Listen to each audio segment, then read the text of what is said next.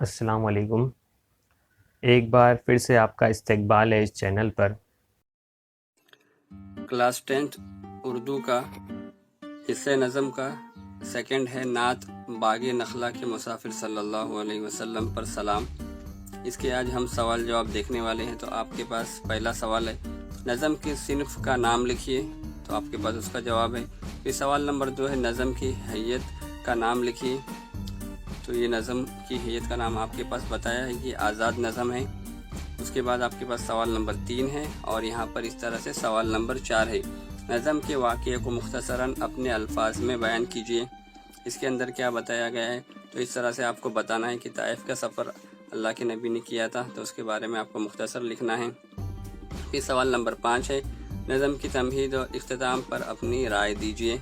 تو اس طرح سے آپ اس کو دیکھ کر لکھ سکتے ہیں، اور نیچے اس طرح کا جو صوت بنائے چھوٹا والا، اس کا کیا مطلب ہوتا ہے، تو اس کا مطلب ہوتا ہے صلی اللہ علیہ وسلم۔ اس کے بعد یہاں پر سوال نمبر 7 ہے، ذیل کی ترکیبیں جن کے لیے استعمال کی گئی ہے ان کے نام لکھنا ہے آپ کو۔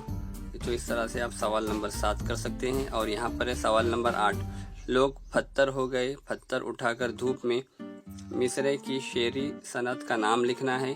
اور یہاں پر اس طرح سے سوال نمبر 9 ہے، آپ کا کوئی پسندیدہ شعر لکھنا ہے اور اس کی تشریح کرنا ہے اور اس کی وجہ بتانی ہے کیوں پسند ہے آپ کو۔ اس کے بعد سوال نمبر 10 یہاں پر ہے، درج ذیل الفاظ میں سے ایسے الفاظ نقل کیجیے جو نظم میں شامل نہیں ہیں۔ تو یہ 4 الفاظ جو ہے نظم میں شامل نہیں ہیں۔ اس کے بعد اس طرح سے سوال نمبر 12 ہے، نظم سے نمایاں ہونے والی آپ صلی اللہ علیہ وسلم کی صفت کو لکھنا ہے۔ صرف نظم سے جو ہے اس کا ہی لکھنا ہے، ویسے باقی تو کئی ساری صفات ہیں۔ اس کے بعد یہاں پر سوال نمبر 13 ہے، واو عطف کی مثالیں آپ کو بتانی ہیں۔